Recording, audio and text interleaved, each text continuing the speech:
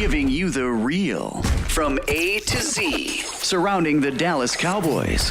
News, updates, rumors, transactions, takes, and more.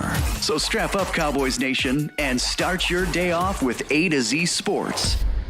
Live with Will Steele. 3, 2, 1. Here we go! Yeah!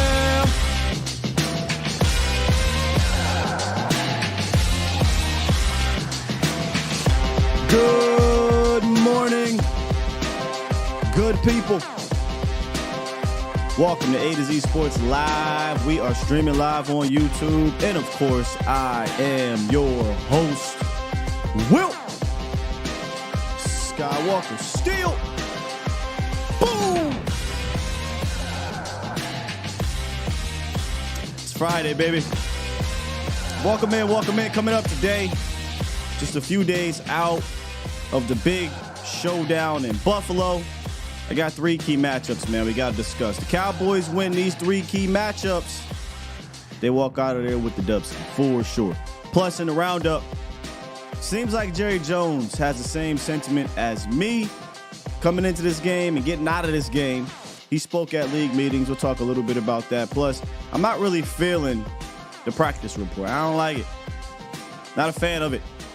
We'll talk about that a little bit as well. And of course, it is Friday, so we got the Hattie B's hot chicken hot take of the week. I'll give you guys that towards the end of the back part of the show. But we made it, man. All my dudes and dudettes, gigolos and gigolettes, we made it. It's Friday. 'Cause it's Friday. Oh yeah, throw your neighborhood in the air.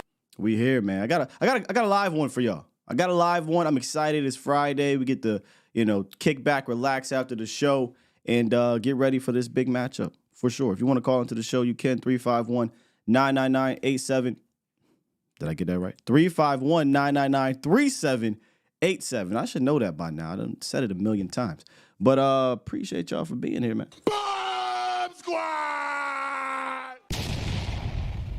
How y'all doing? I had a fantastic time yesterday on my brother Foster King show. If you missed it, make sure you guys go and check that out. We talked about what we saw on film. A little bit of that will come up today, of course, in our breakdown. But y'all, did y'all see the Chargers game, bro? Anybody see the Chargers game? Look, so going into this Thursday night football game, first of all, no one really likes Thursday night football. When you saw the schedule come, or when you saw the game out there, Chargers, Raiders, you probably was like, I'm not watching that. Then, because I wasn't really watching, it was kind of in the background. I look up, I promise you, I looked up on my phone because I was watching on my phone. We were watching our show. I think we were watching Billions. I said 14-0 in the first quarter. Damn, that's crazy. Chargers are going to score. 21-0 in the first quarter. Hey, babe, they on pace to score 84 points, just jokingly, right? Like, I'm just joking about it. They on pace to score 84 points. Next thing you know, it's 35-0 with 3 minutes left. I said, damn it, they really might score 84 points. Then they scored again. 42-0 at halftime, and now you're not like, oh, I'm not watching this game because it's trash. You're like, I'm watching this game to see if they can put up a hundo. I'm watching this game because it's like a car accident you can't take your eyes away from. I mean, this is just awful. It's terrible, right? And on the way out of the, or into halftime, I'm sitting here like, man, can a coach get fired at halftime? Just, jokingly, whatever. And Prime Video had the nerve to go interview Brandon Staley. Let me tell you something about Brandon Staley, okay? He needs to be fired, number one. Needs to be fired. It is what it is. But here's what I respect about Brandon Staley. That man really was able to have a legitimate professional conversation down 42-0, and that lady had the nerve to go ask him, so, Coach, what do you think about your team at halftime down 42-0? Are you kidding me? What? No way. There's no way. You could not ask me that question. You could not do it. I look at you and hit you with the James Harden. And I'm out. But they did, man. They did. And they ended up scoring 63 points on that team. The score at one point was 63-7. That's rough. That's rough. Y'all remember this dude? Let me give you a second here. Let me pull this up. I'm being petty today. Last night, if y'all couldn't tell, if you followed me on Twitter, I was feeling real petty. Y'all remember this dude?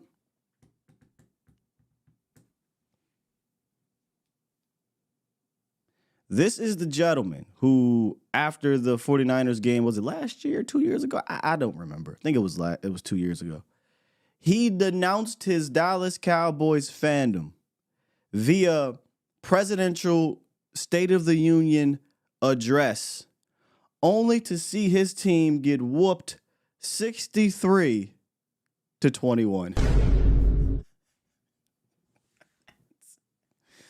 He got flamed last night to the point where Y.A. Thomas got a hold. Y.A. Thomas wasn't even on the team when that happened. Y.A. Thomas got a hold of this and retweeted it. And every time, part of me, petty, call it what it is, part of me watches the Chargers from a side-eye view because of that, you know, the boy Wonder Bread boy over there that's calling the plays. You know, just want to see, you know, because a lot of y'all was up in here talking about we're going to suffer without Wonder Bread.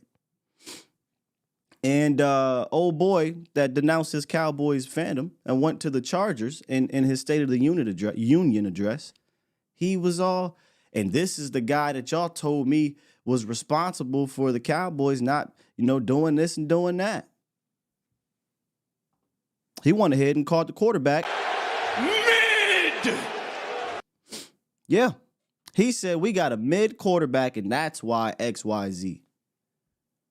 He put up this little post of all the offensive rankings with Kellen Moore, a little cool little graphic. But the one thing he didn't have under there, Dak Prescott was the quarterback. So Wonder Bread goes to the Chargers. They have some games where they're this and they're that, and then obviously they have a lot of games where they ain't. So I wanted to be petty yesterday, you know? And I hope Cowboy Nation, they follow suit. Because, look, it's one thing. You want to leave the team. You don't like the squad, whatever, man. I mean, I still think that's soft to me. But, hey, it is what it is. It's another thing to do this. Where you at? Come on back. To do this. I could never, man. Be honest with me, okay? Because I do have a specific friend who used to be a fan of another team in the 90s and then the Cowboys. And he jumped ship to the Vikings because he was a fan of a certain player. I don't know really his reasoning, but have you guys done that before? Is there a team, maybe you were a kid and you was with one team and you switched? I get it. If you were a kid, you know what? I'm not going to trip. You're a child. You're not fully developed yet. You know, you're still figuring life out. But as a grown man, you should never do nothing like that, man. And if you do, just do it quietly. Just go on about your business quietly. Go on about your business quietly. Don't even post any more Cowboy stuff. You know, maybe start a different Twitter. Because if you like one of those people that's on social media, you might want to start a different social media account. You might want to do that. And then just become a fan off in the sunset. But when you do that, I feel like you disrespecting the fandom, bro. So we gonna come after you, man. So I had some fun with that. Y'all should have some fun with it too. 63-21 is crazy. It's crazy. All right, let's get into this roundup, though. I need to have a little fun with it. Here we go. Here we go. It's time! It's time! It's time! It's time! It's time! It is time for... It's time for the morning roundup. Round 'em up, boys. Let me talk to you. Basketball. A lot of people do that with basketball, y'all. You know, because of their player fans. You know? I know some Allen Iverson fan. Growing up in PA, I used to think, oh, man, you a Sixer fan. Found out real fast, no, y'all just Iverson fans because now you like the Nuggets. Man, I could never do that. Do y'all see how crazy I am with this team? I couldn't do that. I don't got the energy to do that. Anyway, maybe we'll talk more about this in overtime, Cowboys Nation. Let's talk about the Cowboys. Let's reminisce about them. Jerry was at the league meetings, and he said some things. He talked about the Super Bowl not being at AT&T. He brought up Dak's contract, which I thought was interesting because they asked him about, hey, man, Dak's having an MVP year. Worried about that price tag going up? He said, nah, I ain't worried about the price tag. Okay. But he said something to me that stood out more than any of that. We talked about this ad nauseum yesterday. Jerry said, hey, we need to get out of Buffalo any way we can with a win. Period. Told y'all, I'm at the point of the season right now, man. Win and be healthy. The rest of that stuff do not matter. Doesn't matter. Doesn't matter. And if you think this team that's got their back against the wall not going to come out here scrapping, you're mistaken. So you better be ready to put some paws on this squad. Some of those paws might be wounded, though. Didn't like the practice report, y'all. It's getting real strange. So here's a practice report. Rico Dowdle, he remains limited. He's got the ankle thing going on, and it's been like that for a few weeks, right? But he's went out there and he's played well.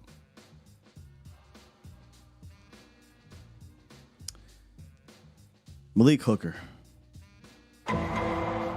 He did not practice. Back-to-back days with an ankle. And we talked to Patrick Nosey Walker yesterday, DallasCowboys.com, and he, that kind of popped. He said, hey, man, let's watch this because really nothing came out after the game.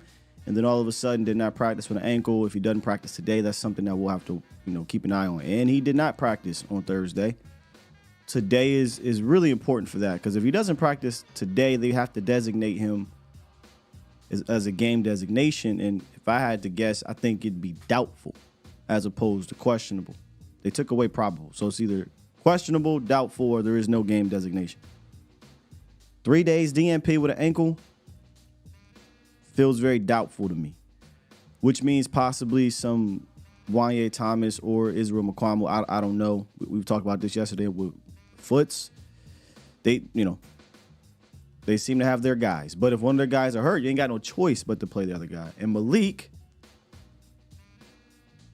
has really been your only free safety they've used in that manner. I think Wanye can do it. Izzy was my guy prior to Wanye showing the ability to do it. So if he goes down, it'll be a lot on Wanye's shoulders. Maybe they'll put Izzy back there because of the experience, but they will be tested. They will be tested, whoever it is back there, against this unit. This Buffalo Bills unit and Josh Allen. Tyron Smith, he got his normal Tyron Thursday, did not practice. Love to see it. Micah Parsons, he came back from the flu, right? Like he was sick. But damn it, he passed it around. Nah, I'm not putting it on Micah. But there is something going around the star. Apparently it's going around the area, but Dante Fowler got sick, Micah got sick, and now Jalen Tolbert, Brandon Cooks, and Stephon Gilmore have all missed practice due to illness. So, look, they'll be okay. They'll get some IVs in them and all that. I mean, they'll be fine, right? They'll be fine at the end of the day. But if it truly is the flu, man, that might limit them in certain ways. So fortunately, they got $1 million facilities and care, and hopefully they get what they need to be out there as close to 100% as possible. But I'm pretty sure we'll get a report Sunday morning that, hey, Stephon Gilmore, Jalen Tolbert, Brandon Cooks, they're feeling, XYZ. They're 75%, 80%, 90%. They're back full, whatever. But there's a couple of those. Look, I love Jalen Tolbert. I hope they're all healthy. But Brandon and Gilly, you all got if you got multiple kids, let's be real, you got a favorite. Jalen, love you, big dog. Hope you get healthy, all y'all. But hey, Jerry, I'm gonna need you to slide some of that, what they call that, ashwah. You know, some of that ashwah, whatever A-Rod was taking. I need you to slide some of that to Cooks and Gilly. Really gonna need those dudes. Just saying. I hope they're good to go. That's the Roundup, Cowboys Nation. Hated the practice report, but they got a couple days. They got Friday, Saturday, and Sunday to get better. Because they're going to need them, man. Going to need them. Going up to New York, Buffalo, New York at that, upstate. It's going to be not cold, but potentially rainy. It seems like the rain is starting to be a thing here. But, hey, I think this is funny because we're talking about upstate New York. We're talking about Buffalo. And before I get into our matchups, I'm going to hit the phones for a little bit, have some fun with y'all. It's Friday. It's Fan Friday. And, I mean, how can we not start off Fan Friday with our own New Yorker VIP? What's good, bro? Still is VIP, baby. What's happening, bro? Look, man, it is no Slurpee Friday. No Slurpee Friday. Yeah, bro, we not doing that today, B. Well, you know what I was studying too, still, Scott. I'm gonna give you some numbers. You tell me what you think of these numbers. It was 13, 14, 16, 18, and 19, and currently 17 turnovers for a quarterback. Yeah, those are high, man. Especially 16, 17, 18, 19. That's pretty high. So that would give you reason to paint a narrative of a turnover-based quarterback. Absolutely. But this quarterback that I'm referring to, they changed the rules for. The NFL changed the rules for this quarterback. They loved him so much. Yeah. But if that was Dak. You talking about Josh Allen, correct? I'm talking about Josh Allen. Yeah. He's currently sitting at 17 turnovers. You know, he's looking at a dub. He'll be at a dub. He's going to have 3 turnovers this game.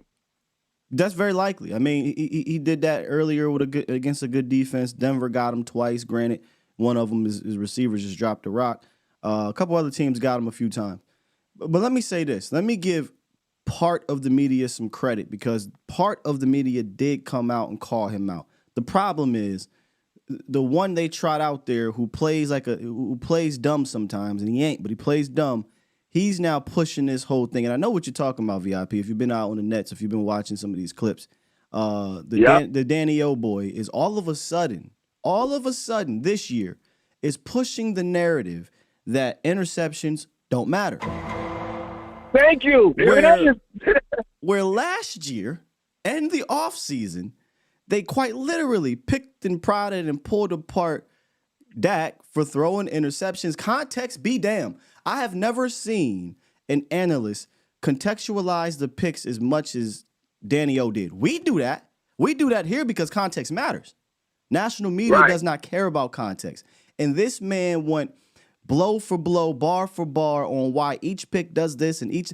Matter of fact, one of the arguments he used was the same damn argument we were saying last year that, hey, he has to be aggressive given he has a lot on his shoulder. And if you go look at the last couple Super Bowl champions, they threw interceptions. It's just a matter of when you do it and what is the context behind them. Oh, no, he didn't want to hear that last year. But because his boy, his guy, his new Carson Wentz is getting that pressure from some of the media, he's now having to put the armor on, put the cape on, and go save his guy. And all we asking for is the same energy, and he's not giving that, and I wonder why. That's it. And that's my problem. And that's why I don't mess with those 4 networks and 3 networks, because they get to paint their own narrative. And it's something I being a single father, I'm big on that, giving somebody else the power to control your narrative. It's something I tell my children every day. Once you do something wrong, you relinquish your power the way they can control your narrative. And that's why I like what my quarterback said. No, I control my own narrative. Facts. So, I got the pen and I got the paper. Yeah, yep. Facts. So that's why I get so upset and in my feelings when we got Slurpees out here coming for my quarterback when last year was an anomaly. He never done that before, ever. Look at his career. Facts. He's never been over double digits like that, but this guy has done it every year, but you'll change the rules for him, but you paint a different narrative for my quarterback. That's why I go so ham for my quarterback. Right. And let me say this real quick, because a lot of people get this twisted. They say, oh, well, you're an apologist or you're whatever, right? No. What I'm doing is I'm just defending him from Slurpees like you. You know what I'm saying? I'm defending him from those who don't understand context, those who says he sucks, those who don't really know what they watching, but they're either box score it or they're just an echo chamber of whatever they're hearing, right? No. That's what I'm going to come to his defense. If we're talking actual ball, there are at one point, not right now because he's an MVP. Yes, we can talk actual ball about the things that he has flaws in, right? The things he's doing wrong. But I'm definitely going to defend my quarterback if you're saying this quarterback sucks or this quarterback is not better than Daniel Jones or something ridiculous of that manner. And then we have our own Slurpees that claim they're, and I can see they're fair weather Cowboy fans, like you said, bro. I don't jump ship. Maybe in basketball, I was in love with me some Michael Jordan. So, of course, I'm a Bulls fan. I'm still a New Yorker, but I'm a Bulls fan. So I feel you being from Philly. I love me some AI. I respect. So and basketball is different. Football is a 6 month, 8. Football is a year-round sport. So if you jump and ship to ship, that tells me your heart ain't really in this, B. You one of them people that if we go to a club and something pop off, you run to the car talking about, I'm gonna go get the car. Nah, B. Nah, I need you swinging. I need you out here going blow for blow with me. And if you're not one of them type things, stay your Slurpee ass on the sideline. I don't want to hear from you. I'm telling you, or I'm running you down. I'm telling any Slurpee that comes on here on A to Z on my brother Skies, I'm hunting you down, B. I'm on your heels. They lucky I'm not mobile, or I'll be at a Cowboys game, me and my son, on your heels. Facts. Come on, man. I'm going to get out of here, man. I got to get to work. But I'm telling you, Sky, man, I'm your rider. You need a hitter, tag me in. I'm outside. It goes down, B. I got you, B. You know I ain't a killer, but don't push me. VIP. You out? Hey, while he was doing that, I was looking for my man A to pull up, but I'm gonna do it next time. I got y'all. Paid in full. VIP said, anybody that come for Sky is fucking dead, B. They dead, A. If you don't know what I'm talking about, just look up Paid in Full. That is now, for now on VIP. I gotta switch out the Slurpee for that. Cause you ride. Appreciate you. Oh, we got some heavy hitters in the morning. Let me get through these heavy hitters real quick. Jack. Come on, Jack. What's up with you? Hey, I like VIP. Yeah, he got that energy. If he got you, I got you, Jack. Hey, let me bring it back down. Scott. Yeah. How you doing, bro? Man, today I'm feeling amazing today, fam. How you? Absolutely marvelous. That's the thing. Now, with all the pleasantries I do it, with all due damn disrespect, yeah. Hey, bro, that goalpost must got wheels on it or something, bro.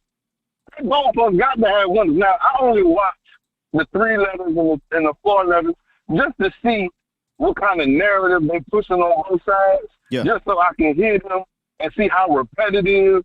Like, even though they on at different times of the day, I feel like they all in the same meeting in the morning because all the rhetoric that they spit is all the same. No matter who it's coming from, it's all the same. Facts. You know what I'm saying? You might got your Jones. You know what I'm saying? Who riding for that? Who telling the truth?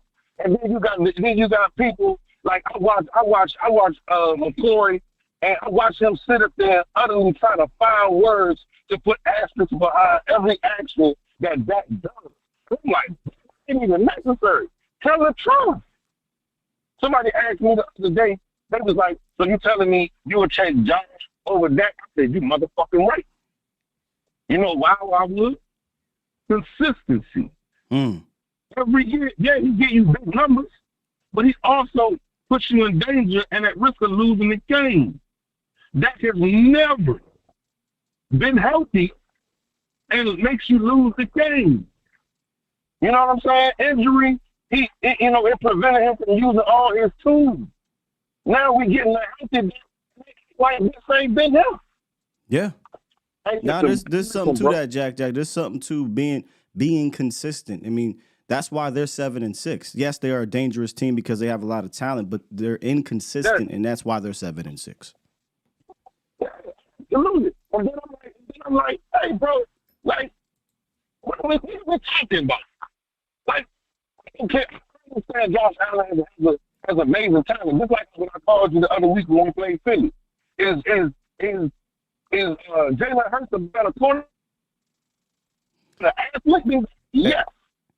And that's all he got over that is being a better athlete, a better quarterback from the neck up. Hey, Jack, your phone connection going in and out, B. Can you hear me now? Yeah, it's real bad. But so give me your closing words so we can push it forward. So look, everybody,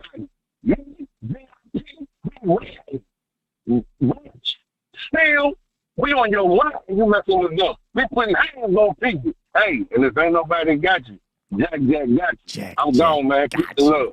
Appreciate you, man.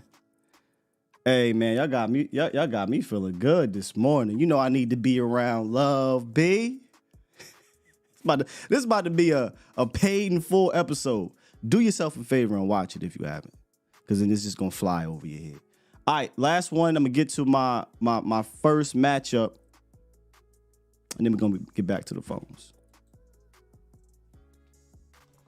Hey, Toxic. Good morning, Sky. What's good with you, brother? Oh, I'm pretty happy right now. Last night I was watching Helen Kellen with that clueless chuckle fuck face, not having a single answer. And I just was smiling. I just thought, man, Mike McCarthy's probably chilling without his appendix right now, thinking, man, thank you, Los Angeles, for getting rid of that pipsqueak, that know-it-all. I hope at halftime he was just online updating his resume, looking for a college, while Brandon Staley was on Zillow getting ready to list his house. I just was loving that. And shout out to VIP. You are a national treasure. I actually flirted with getting a Slurpee because I was at a 7-Eleven the other day. No thinking, Slurpees, man, B. I haven't had no Slurpees. I just want to say a couple things. I'll keep it brief because it's Friday. Everyone's feeling good today. I've never jumped teams. I just want to say that right now. I've been critical of my team. Yeah. There's things that my team have done. You've been fair, Toxic. But man, they have been my drug of choice since I can remember. They are the reason some days that I get up and I'm thinking, man, why do I do this to myself? And then I realize, man, I'm an addict to this team. It's an abusive relationship, but it's moments and seasons like this. Go ahead. It's toxic relationship. Yeah, I agree. Absolutely. And it's seasons like this where there's things that while the outcome may not be the same, you greatly increase your odds when you do smart things. And, man, this Dallas Cowboys season has been fun, like legitimately fun. And I'm so glad that dude who's probably going to have to go into witness protection now and change his name so he can come back here and talk about how he's always been a fan. I'm glad he can't be a part of it. And I'm glad that there are people out there that can't enjoy this, and they can't enjoy seeing Dak Prescott be the guy he's always been with his first legit coaching staff in his entire NFL career. Come on, and Toxic. It's year 8. That's what they leave out, but yeah. Yeah, this is the best coaching staff Dak has had since Mississippi State. That is a fact. And the last thing I'll say, the Cowboys have a lot to prove this weekend, not to the ESPN, whatever, fuck them. They have a lot to prove because the last time they beat Buffalo in Buffalo, I don't remember if you remember this, was 2007. Sir. And that's when Tony Romo threw 5 interceptions, and they came back and won when Nick Folk hit 2 53 game winners because the first one was Dick Duran called a last-second timeout. The Cowboys have a shit ton to prove. I told this story a bunch of times about that game particularly because I was running around my dorm with a swollen ankle after the first kick thinking that they won the game. And then somebody said, yo, they called timeout. I was like, God damn, I hope they make this next kick. But, yeah, that was, man, talk about roller coaster. That game was literally Tony Romo's career all rolled in one. It was crazy. Absolutely. And that was the last year, I remember watching every game that year just like this year and thinking, man, this 2007 Dallas Cowboys team is special. And it was run by a man, if there was ever a man that could tell you what celibacy is or what it looks like, it's Jason Garrett. Now we have a legit head coach on a 2007 squad. This year's different. Like I said, I don't say too often, this is a special squad.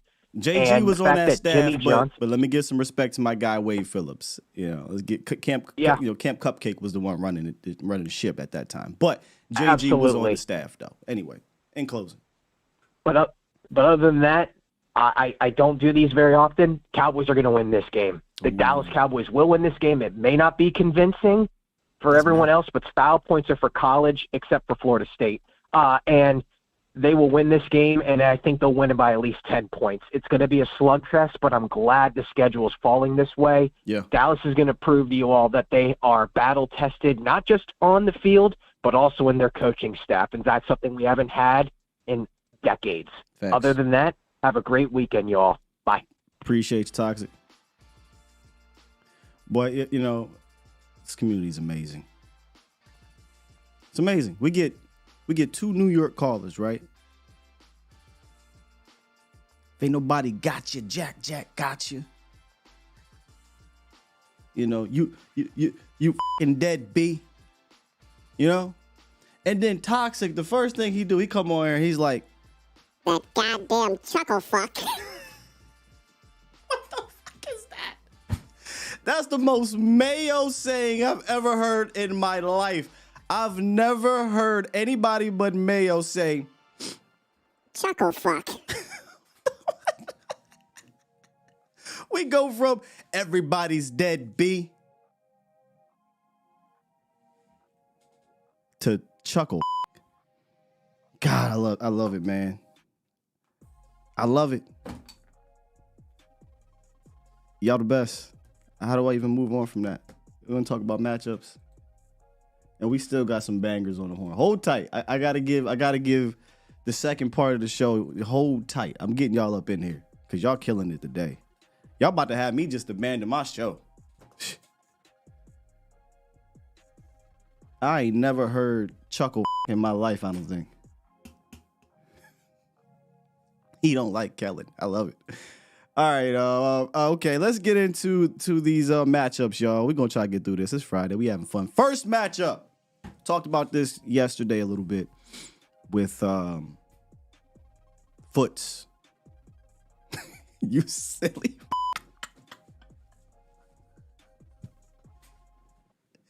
Yeah, it's not happening.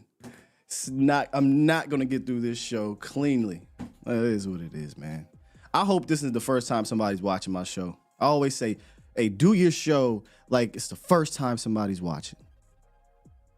I promise you we're more serious throughout the week. It's Friday, though. 'Cause it's Friday. Oh, yeah. Throw your neighborhood in the air.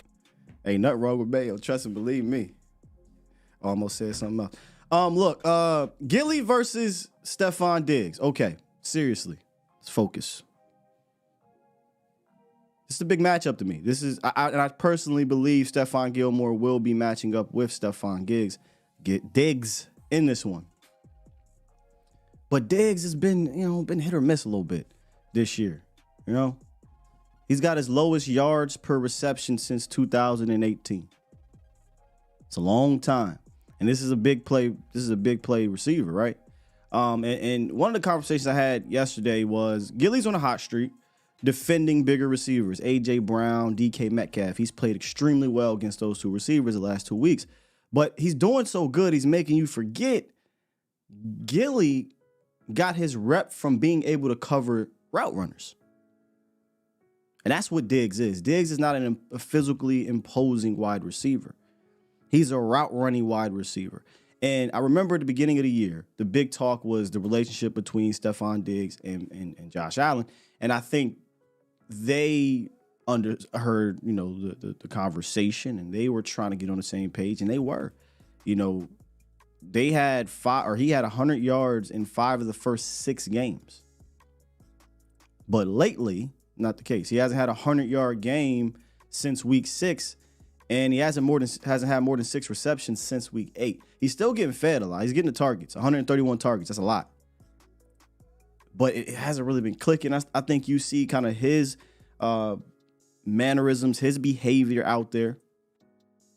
Those guys aren't really on the same page. Now, he got touchdowns. I think he got like 8 touchdowns on the year. He still can get you. He scored against Philly, a couple games ago. But if Stephon Gilmore can lock up Diggs in this game, I love Deron Bland on Gabe Davis. Unless Gabe Davis is hitting a bunch of double moves or whatnot, I loved Gabe Davis can't get off of man coverage. Gabe Davis ain't like that. Stephon Diggs is.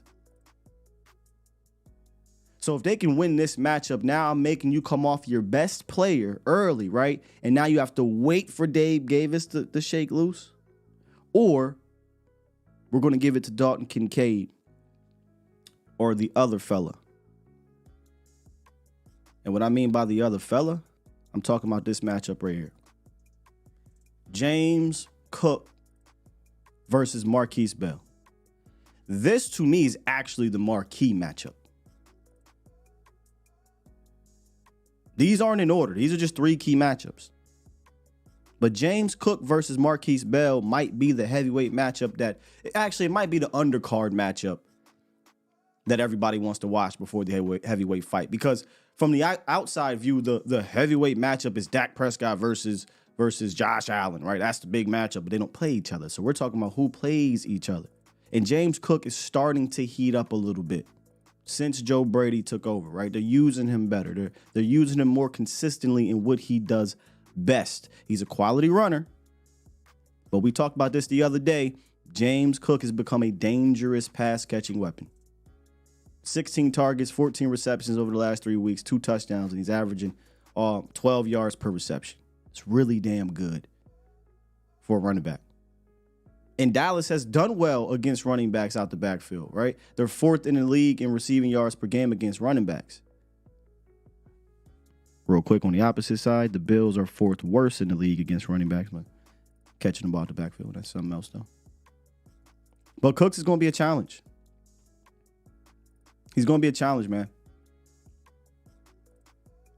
And that's why I think Marquise Bell should be tasked to being the answer to him. He's been top flight in coverage this year. He's a natural safety that's playing linebacker, so he's got the ability and the coverage ability, to not get outgunned by Cooks, right? Like, I don't think Cooks is going to out-athlete him. So if Bell can run with Cooks, if Bell can understand what Cooks is going to do, I like my chances. So here's where Dallas has to be careful. They have to make sure they don't get caught up schematically, because that's one thing Joe Brady has done that Ken Dorsey did not. I saw a statistic that matches what I've been watching on film the last few games. They've been running more motion than they were under Ken Dorsey. Ken Dorsey was running, I think, sub 40% of the time. Joe Brady is up over 60% of the time. And we know, really, I hate that this kind of the Cowboys are getting centered out about motion, pre-snap motion, and at-snap action. First of all, this is not just a Dallas Cowboys problem. The entire National Football League struggles with pre-snap motion and really cool quality post-snap designs. That's just that. Because the league is still, sounds crazy, but it's still catching up to some of the college-y things that the college teams are doing, right? And they're morphing some of that college pre-snap spread stuff to fundamentals of the NFL. Back in the day, it wasn't that. Back in the day, it was our formation and 12 personnel set and under center, drop back, no play. Nah, man, they're doing a whole lot nowadays from the motion standpoint, and that's what Joe Brady is bringing to this team. Now, he hasn't done it consistently in the sense of he'll go through droughts in games where it looks stale, and that's what you hope, right? But if they can do things like this right here, this touchdown in the red zone, all this was a pick route. 3 guys picking off the middle, causing chaos, congestion in the middle of the field so that James Cook can get one-on-one outside wide open for a touchdown. That's why I'm putting Marquise Bell out there. Marquise Bell's been fantastic in coverage. He has the speed to fire downhill, to fire off on James Cook if he does catch the rock. And he's a cover guy, right? He's a safety, so he knows how to cover a little bit. So I think he'll understand, he'll recognize what he's seeing. My only concern is I don't want his eyes to get caught up in the pre-snap stuff, because then he'll get in trouble. So for real, this might be the biggest matchup for the Bills offense against the Cowboys defense, because I feel extremely confident in our guys to be able to cover. I do. I know we run a lot of cover one and all that motion and stuff, and the way that Joe Brady designed some of these concepts reminds me of what we do a little bit, where they're sending guys all over the field. They're trying to stretch out your defense or put stress on your coverage, your man coverage. But I don't think this is the Seahawks type of weapons, right? When we were studying the Seahawks, I'm like, hey, man, Waldron got some concepts I like, but really these weapons being able to run them is what worries me the most, because they got 3 legitimate dudes. To me, they got Diggs, and they got, as it really, Gabe Davis, 6'3" physical guy, but I'm not worried about him outrunning nobody. It'll have to be scheme that gets him open, in my opinion. Shakir, I liked him coming out of Boise State. Not overly concerned. I know he caught a nice touchdown pass against the Jets or whatnot, but I don't think they have the weapons, at their disposal like the team a couple games ago, whatever. So you win this matchup, you make Josh Allen hold the ball a little bit longer and have to run around and make some crazy plays, and that's where you get a chance to make a play on him. So those are 2 of the 3. I'll get to my third one here in a second, but let's get back to the phone lines. Let's wrap the $100,000. What's good, brother? My God. Listen, man, I'm not concerned. This game is easy work, man. Easy work. I'm telling you, man. Just the pass rush just be ferocious, make Josh Allen have to move and make dumb decisions with his arm. And this should be over early. Ooh. This should be over early. I'm telling you right now. The defense is going to come out there ferocious. We're going to take the number 1 target away. He's going to have to force some things and try to make some things happen, and we could get the turnovers. So, Yeah. Josh Allen going to give you one, man. Yeah, especially when you speed him up. You speed him up, he's going to think he can outrun our guys. He's going to underestimate how fast our defense is, and he's going to make some mistakes. $100,000. I'll say what I said yesterday. If this is going to be another one of those blowout games that the Cowboys been having in most of this year, it's going to have to be because the defense is taking the ball away and possibly even scoring or setting up the team in great scoring position. So they'll have to do something they really haven't done a whole lot of until last week. And that's take the ball away from these offenses that have some quality schemes and quality players. That's the one thing until last week. And honestly, let's be real, they ain't had no quality scheme.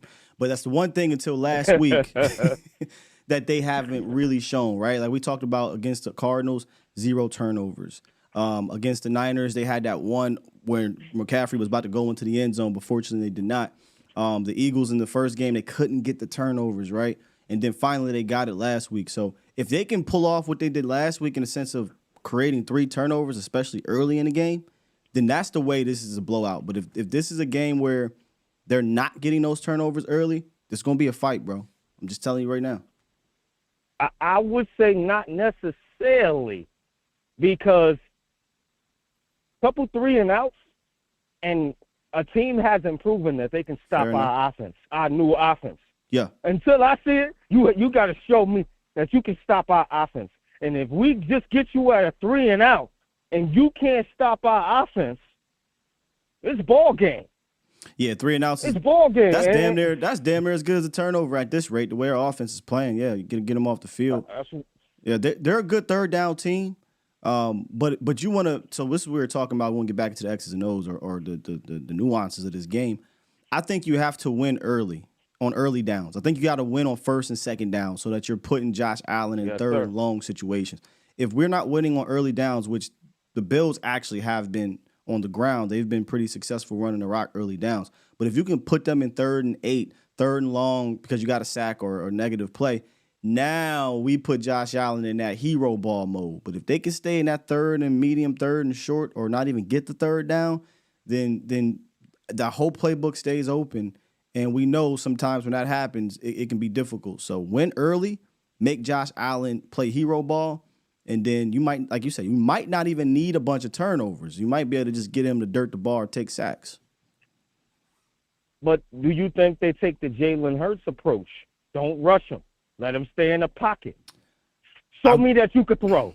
Show me that you could throw. Because you are a good – listen, you're a good runner with the football. You want to run with the football, and once you run with the football, you can make these miracle throws.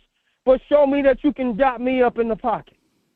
Show me. But he can. This ain't Jalen. When I take your number one target away. Sure. When I take your number one target away with Gilly, show me. He can. Because $100,000. This I hope they don't go into this thing thinking this is Jalen Hurts, bro. Like he's not Jalen Hurts. He's way better than Jalen. Jalen Hurts is not even in his stratosphere. So yes, in the sense of you got to worry about him, scrambling. But what I don't want them to do, because we talked about the boogity pass rush where we're not really pass rushing Jalen because we don't believe in him in the pocket and their scheme sucks, so he can't scan the field and they don't even want him to scan the field. This is different. They want Josh Allen to actually scan the field because they're sending routes down the field so he can make plays, and then obviously like any route concept, okay, if that's not there, I got this guy coming across or I got this pick route or whatever. So Josh can scan, he can read, he can make the throws from the pocket. So I don't want them to be, hey, let's just sit here at the A gaps or the B gaps and just play patty cake all day. Nah, go get his ass. Make Josh Allen move off his spot. Make him have to play hero ball, right? And just like he did in that Chiefs game last week, $100,000, he had a little bit of congestion in the pocket. Josh Allen stepping up, moving around, doesn't realize there's a guy floating in the middle of the field, tries to throw it across the middle, pick, right? Make him uncomfortable in that pocket. I don't know if we want him to sit back there.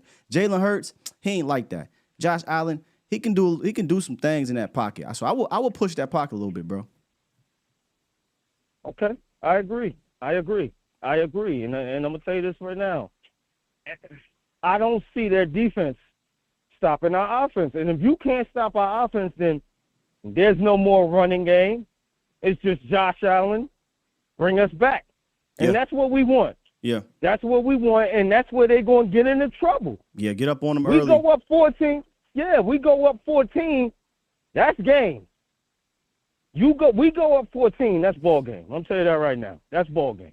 Yeah, because Josh Allen, I don't think, not against this defense, he ain't gonna be able to make these plays to bring him back. I don't see it. Yeah, that's the thing. If the Cowboys get up like that, that's when they play their best ball on defense. That's when they play their best ball. And then now, the narrative is gonna be, man, Cowboys, blah blah blah blah blah.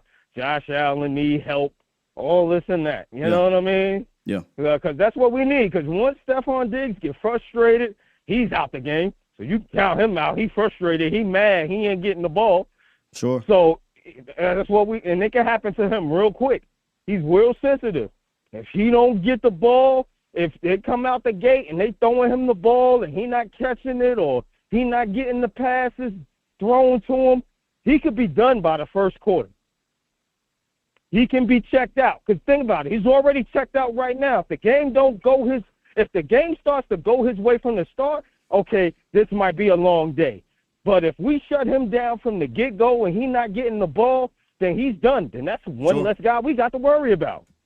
Indeed, that's one less guy. This is a team and close that can be this is a team that can be broken. They want to go home. They don't want the fight is going to be in them in the first quarter, and if you break them, they ain't going to have no more fight. It's that time. It's that time of year. It's that time of year, Scott, where teams fights. I'm telling you, Scott. I mean, I'm just telling you what I'm watching. I'm telling you what I don't see a team that's giving up, bro. Like, look, man, I get it, bro. I'm confident we're gonna win this ball game, but man, you throwing some crazy stuff out there. This team gonna lay down. They're infighting, though. That quarterback ain't laying down. That quarterback ain't about laying down. That team ain't about no laying down, bro. Like, come on, man. I get the confidence, but come on, let's be realistic here, man. I can't let you just say crazy stuff. But when you got a team that's infighting, you got a team that's not confident. I'm telling you right now, you can break them. Who not confident? What are you talking about? They struggling. Look, they're not in the playoff hunt right now. They trying to get there. I'm not saying they're going to come out there and not be ready to fight. They're going to come out fighting. Okay. But once you break that first quarter, Sky, once you stop them from fighting, they're going to quit. Where have you seen that, though? Like one more thing before you go. Because look, I hope we punch them in the mouth and they say, you know what, I quit and just lay down. But tell me, what game have you watched in the last month and a half that says the Bills get punched in the mouth, they laying down? They barely won that Chiefs game. I don't care about that. All right. They was on the verge of quitting. And then the game before that they lost. I'm trying to tell you, Stephon Diggs won out. He crying. He not getting the ball. It's infighting. I'm trying to tell you, man. And plus, they not $100,000. They need this game. They need this game for their playoffs. I hope on Monday. If they can't lose games, right now. That's why I don't believe if they lose this game, they're out of the playoffs. So if we go up 14, 21 points. You told me it was my turn. $100,000. I hope on Monday. I look over at my call-in line. And I hope I see $100,000, right?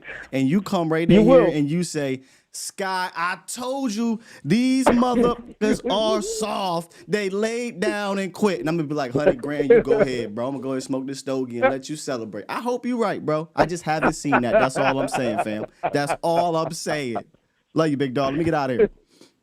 No doubt, my man. All right.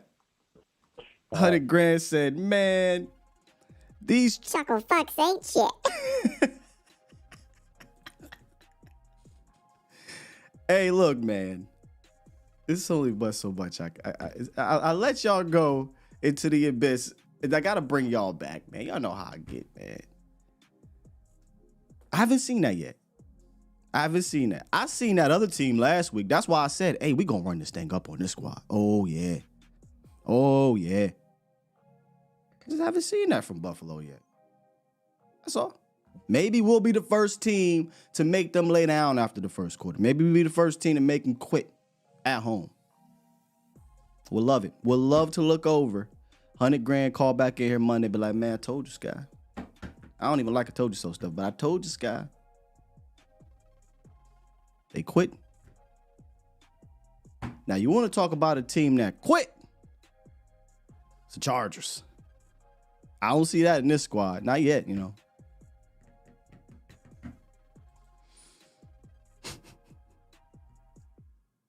Joe Sandberg, what's up, man? Hey, Scott. What's up with you, bro? Oh, so all we had to do was take Kellen Moore out of the building, and then look at that. The whole entire building.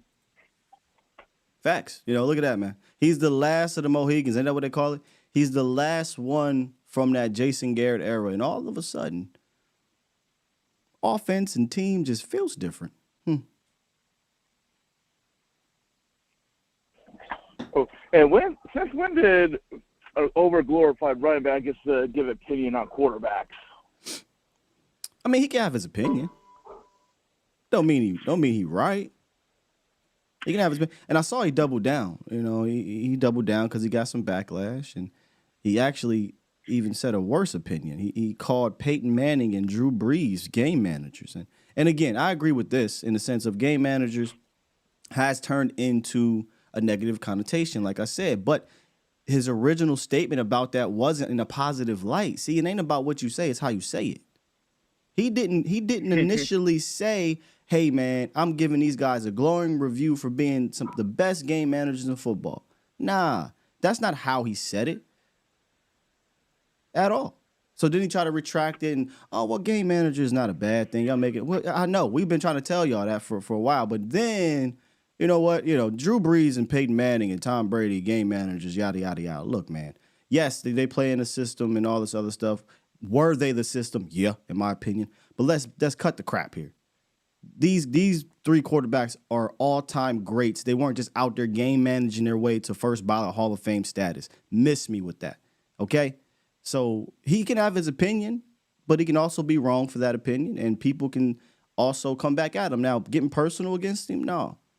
I don't agree with getting personal attacks, but calling him out, saying you dead wrong on this, I don't see nothing wrong with that. And secondly, this matchup actually I feel good on both sides of the line of scrimmage. Say again? It has not been too often.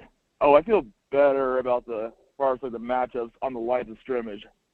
Both sides for us. It's been a little bit. Yeah. On the supposed better teams. Yeah, they got some pass rushers on the other side, right? But one of them might be out. Von Miller just ain't really been the same, so that'll help the Cowboys. So I'm with you. I actually feel really good about it. Especially if we have a game plan where we're using our backs to their strength, because I think their defensive line can get pushed around in a ground game. Well, yeah, especially Ed Oliver. Hey, little dude, yeah, he can get out the pass rusher, but when I say little dude, I'm a little dude, but he's undersized for the position. Let me say that.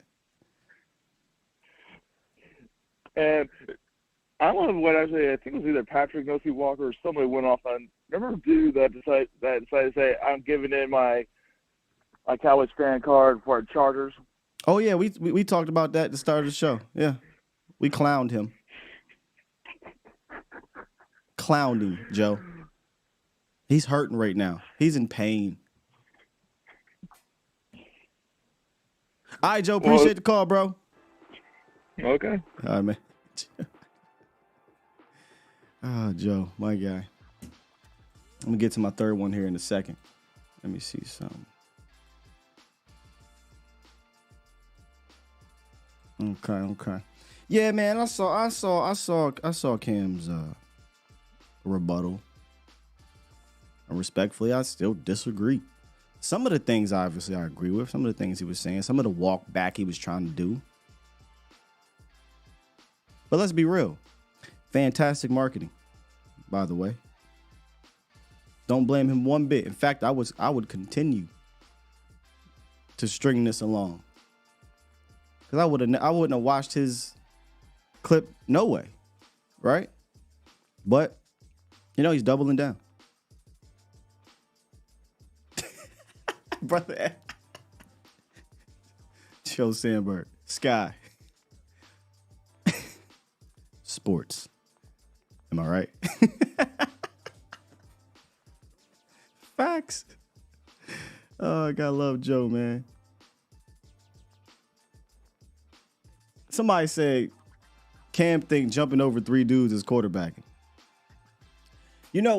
Colin Cowherd had an interesting take. Called Dak Prescott the greatest game manager on and off the field of all time, but the way Colin does it, see, I don't know if I admitted to this to you guys before or not, but Colin Cowboy takes whatever. But Colin the broadcast, I actually like him a lot, man. Like him a lot, man. He, when I used to work for Enterprise, I turn on Colin on ESPN, man. Listen to him. I think he can. His delivery is really good. His delivery is the best. I think it's the best on sports radio. His delivery. But he had an interesting take. He talked about how Dak is the game manager on and off the greatest of all time on and off the field, and he talked about how dealing with being a Cowboys quarterback, what comes with it, and things like that. I agree. But this is the wrong year. The wrong year to try to put that label on at least Dak. Like I said, you want to do that his first 3 or 4 seasons, that's fine. But what's being asked of him week in and week out over the last 2-3 years? Absolutely not. Absolutely not. And again, I got nothing against game managers, but I'm just going to call a spade a spade. He ain't that this year. That's all. And like you said, Cam think, yeah, because look, again, fun player. One of my favorite players to watch play because he was fun, because you ain't never know what the hell was going to happen with Cam. Maybe, again, arguably, you could put him up there with Mike Vick, Lamar Jackson, Cam Newton, like greatest runners of all time at the quarterback position. For sure, because he was smooth with it. He had the swag, you know. All that, man, fun. Talking trash and all that good stuff. But then when all of that dust settles, can you play the quarterback position? Maybe, Cam, you should have been more of a game manager. Maybe you should develop three-point shot so you can manage the game and play longer and better and not have a one-off. Because you just managed to play your way out of the league. You just managed to be selfish, too selfish, to the point of not wanting to develop your game. If you had managed your game better, not just on the field, off the field, maybe, just maybe, you would have been put in that category of game manager the same way you're putting Drew Brees, Peyton Manning, Tom Brady in that category. Instead, you want to be a glorified game changer that never got it done because it sounds better. I digress. 817, what it is, what it do? Hey, what up, Sky, man? Let me turn this TV down, G. Hold on. 817, what it is, what it do? Yeah, man. I think what it is, man, you and Vach and Foots and all them, y'all got us spoiled, man. Y'all breaking down the film too good, and we getting comfortable, but we love it though. You know what I mean? Like, I ain't never been in a community like this. You know, I love it, baby. But you know, y'all keep it doing your thing, man. You know what I'm saying? But let's get back to the Cowboys. Yeah, let's get back to them. Who is the third receiver? I ain't even trying to be funny. Like, yeah, I don't even know their third receiver. We know Kurt's gonna be on Knox. You talking about the Bills? Yeah, I think it's the Shakir kid from Boise State, Khalil Shakir. I liked him coming out, but you know he's solid. He's solid, but he's not a game changer, right? But he's solid. Yeah, but it's like I don't even hear about dude. You know what I mean? Like sure. I watched some of the Bills games, but I don't even hear about dude. It's either Davis, Diggs, Knox, and now you got Cooks coming out the backfield. Kincaid, so yeah. Is Jay Lou gonna be able to hold this Shakir kid? Like, is he a bigger receiver or no? You know what I mean? Because I truly ain't never seen dude. Yeah, he's in the mode of the type of receivers that Jay Lou, you want him covering, the quicker guys. Okay. Not the overly athletic, gonna be a 4.2 fly by you, 6'4". He's not a big slot. He's a slot. Okay. I know this is gonna sound weird because of schools they went to, but a little Ced Wilson in this game, right? 6 foot, a little lanky slot guy. You know, so yeah, I actually think this is a better matchup for Jay. That doesn't mean he's gonna win it, but this is the better matchup for Jay Lou as opposed to a bigger slot or a more talented dude like who was it a couple weeks ago the Cowboys played? Ohio State, Jackson Smith and Jigba. Like Jackson Smith and Jigba is a slot nightmare type of situation. Yeah, he's crazy, yo. This is my first year. He is wild. I thought he was gonna give me something on fantasy. Dude effed me over, man. I was sick. That's because that's because number one, the quarterback situation. Number two, he's got to deal with two other wide receivers that are really good. So fantasy, if you gonna play the fantasy game with Smith and Jigba, you got to play the dynasty game. You got to play the long game with him. It was because Geno was out that game. You know what I mean? He ended up being a game time decision. Yeah, last week. So I knew he wasn't going to get no targets after that. But, yeah, man, Scott, I'll let you get to the other callers to get back to the film or whatever, right, man. This first time calling, man. I love it, baby. Appreciate you, bro. Y'all thing, man. I hear you on the volume today, baby. My guy, appreciate you, man. Good call. Yeah, Khalil Shakir, the slot wide receiver, will be going up against likely Jordan Lewis in this game. Look, we all know Jay Lewis just having to hold it down this year and get through this year until we figure out what's going to happen next season. But this matchup to me is more in his speed than maybe a big slot or dealing with tight ends or things like that. But that does not mean he's going to go out there and shut it down. But he needs to go out there and compete against that matchup. There's another matchup. My third matchup this week that is a huge one for me. Jake Ferguson.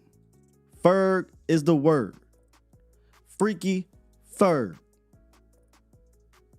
Versus the Bills linebackers and or safeties, if we're keep being honest here, because they bring down a safety too. Ferg is the word versus the Bills linebackers or safeties. Huge matchup. To me, the number one matchup on the Cowboys offensive side of the ball. And with that, brings out my Hattie B's hot take. Yes, indeed. Jake Ferguson versus the Bills linebackers and safeties. And this is why it's the number one matchup for me. I went back and watched roughly 3 games. The Bills played against tight ends that were deliberately targeted and they had success. And I wanted to see, well, how did they have success? And those 3 games were New England, Cincy, and KC. And when you dive inside the numbers in those games,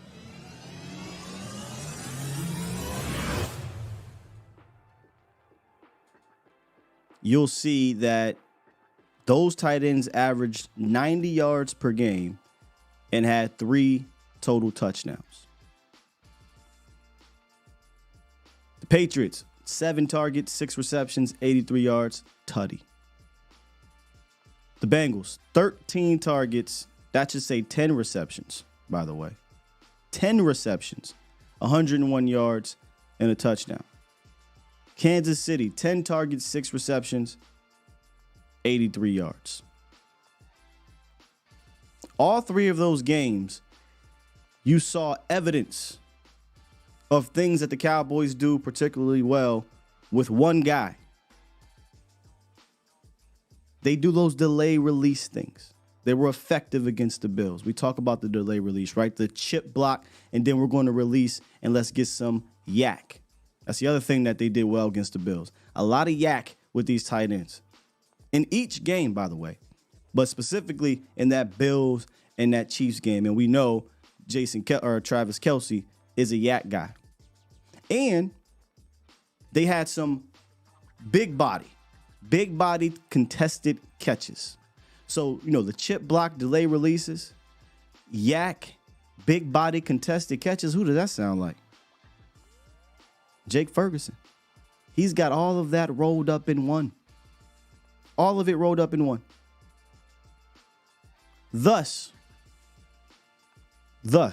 for my hot take, Cowboys Nation, I've got Jake Ferguson cracking the century mark for the first time in his career. What is the century mark? 100 yards. Yes, indeed. Jake Ferguson will top 100 yards in this game because they're going to invite that. They're going to invite Jake Ferguson catching a rock and trying to get upfield. They don't want to give you the deep ball. They're number one, or if you want to flip it, they're last in the league in regards to average depth of target. Depending how you look at it, that's number one in the sense of we're not allowing you to throw the ball deep downfield. So that means running backs, which they're 4th worst defending out the backfield, and tight ends have to get busy in this game. And when you look at this matchup, I like my chances here. When you look at the film, I like my chances. I didn't see a tight end stopper. I don't see that on his team. I don't see a Marquise Bell, hell, even on his team. The closest thing they have that I think they'll try maybe to deploy on Jake Ferguson is Tyrell Dotson, an athletic linebacker. But I didn't see him just manning up on tight ends. I saw a lot of Jordan Poyer. I saw a lot of their other linebackers. I saw some corner even defending these tight ends from time to time. And I don't think any one of those dudes can deal with Ferg is the word. Down in and down out. So I got Jake Ferguson, my hot take, hitting the century mark for the first time in his career. And it's going to be important for Jake Ferguson to get busy. He almost did it against the Eagles. Almost did it. I think we'll do it this week. And that is my hot take presented by Hattie B's Hot Chicken. No conversation about the best Nashville-style hot chicken is complete without a serious mention of Hattie B's Hot Chicken. Founded in Midtown Nashville in 2012, Hattie B's is renowned nationally for its authentic Nashville hot chicken. They got a new location downtown Dallas, y'all. Deep Ellum. I'll be there next week. We'll be doing a live show at Hattie B's. I will post a link in the description following the show where you can go and sign up either for A, their rewards program, or B, for your next order delivery. You can go pick it up. Another cool thing that we talked about with Hattie B's.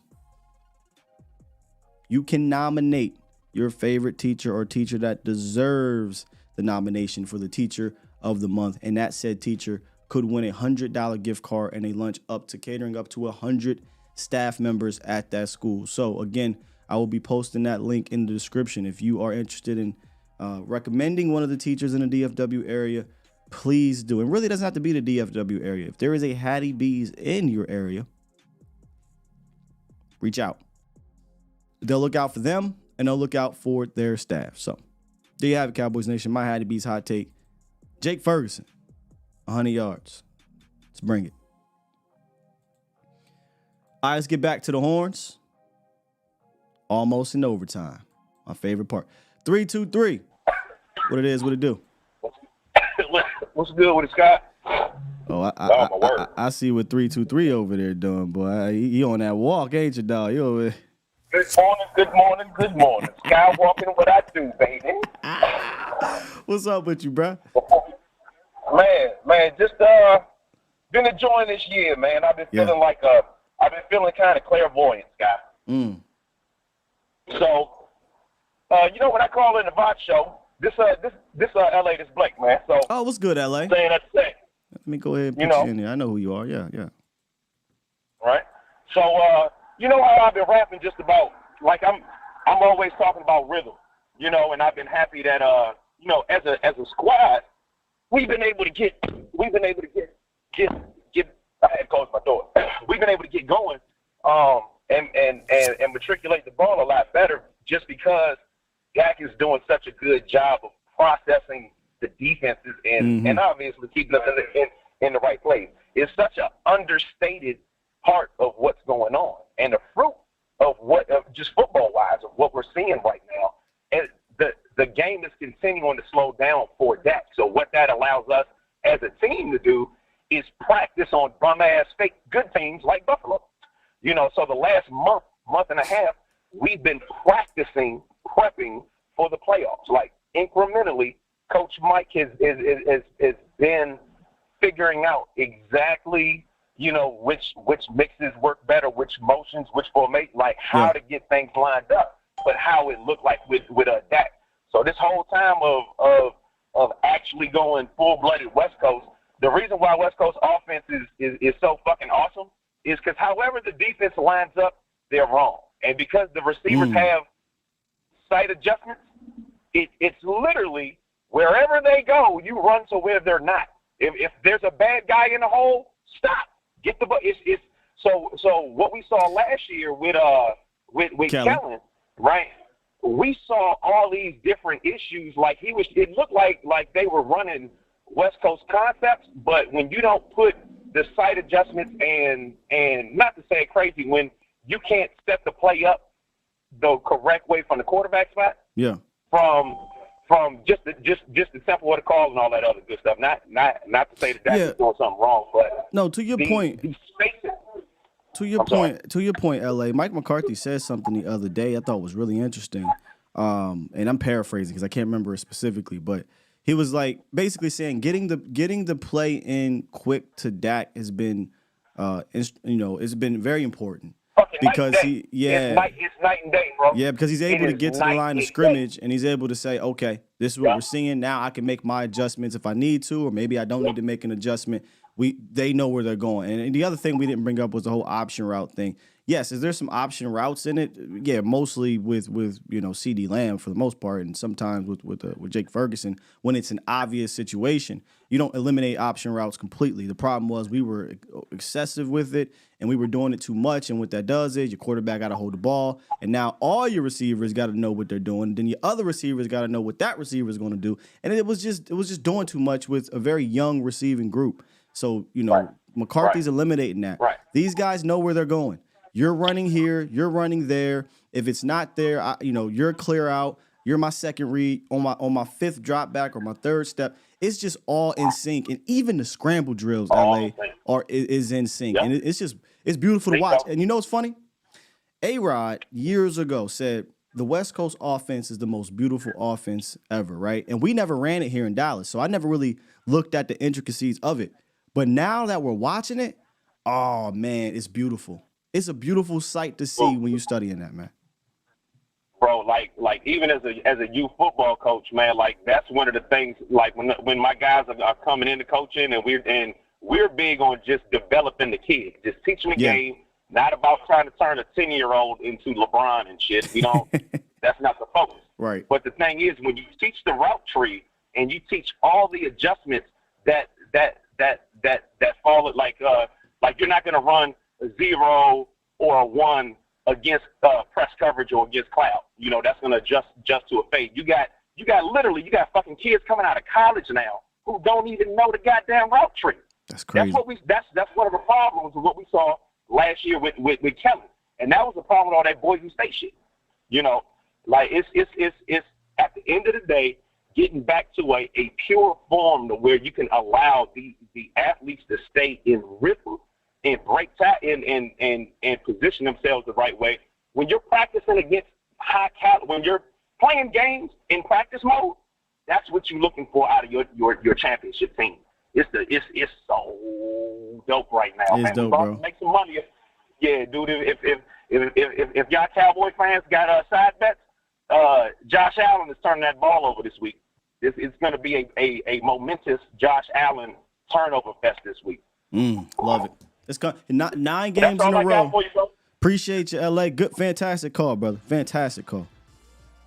9 games in a row for Josh Allen, man. I don't really see that changing. That's just it's in his nature. Funny thing, I'm not gonna bring it, but yeah, it's in his DNA. It's in his DNA to turn the ball over. Like I talked about yesterday, though, it's just a matter of just make sure his turnover is costly. Make sure his turnover is costly. And what I mean by that is you don't want Josh Allen to go out here and have a 3-4 touchdown day and just 1 turnover. Because if that's the case, the odds of him winning the game increase. But if he goes out there and has 2 turnovers, 1 touchdown, right, you want to win that department. That matters. And again, since when does turnovers not matter? It's kind of crazy to me. Last year, the conversation that we were having, it wasn't that these things don't matter. We never came out of our mouths and said, hey, man, Dak having 15 interceptions don't matter. No, of course they mattered. When you contextualize those interceptions, that's when the conversation grew deeper, right? But yes, they matter. We wanted them to stop happening. But so how do we get them to stop happening? Well, we get them to stop happening by stop dropping the pass. Maybe we get it to stop happening by not running the wrong route or being off on the same page. We get it to stop happening by, hey, don't come to this out route late, Dak. That's how we get it to stop happening. But they mattered for sure. Now, with that said, there were games where he did have these turnovers, these interceptions, multiple in some games, and they won. And we would come on and say, hey, look, man, got the dub. Can't really be doing that. No matter what, we just said they got to stop. All of a sudden, old boy gets out there and says, they don't matter. Oh, they don't. Well, let's see how much they matter here, Mr. Josh Allen. Let's go back. Those boys were 3-1. Okay, we're going back way far. Let's talk about it for a quick second. They lose to the Jacksonville Jaguars, 25-21 at home. Mr. Josh Allen had a turnover in that game. Might have had multiple. In fact, let's see what the offense did here. They had 2. Offense had 2 turnovers. You think that mattered in a 5-point game? Okay. At New England, the offense had 2 turnovers. They lost 25-29. Do you think that mattered? Okay. Cincinnati, 28-26. Josh Allen throws another pick. Offense had 2 turnovers. 6-point game. Think that mattered? Okay. Denver Broncos. They lose 22-24. I remember this game vividly. 4 turnovers in that game. It was crazy. That was the game I watched. One of the turnovers, I dropped the ball. But we don't get off the hook. Our quarterback don't get off the hook with that. Whatever. The other one, terrible pass. Throws an out route. Interception. Denver gets some points. 22-24. You think that mattered? I think that might have mattered. Yeah. I think that might have mattered. Philadelphia Eagles. They lose 34-37 in overtime.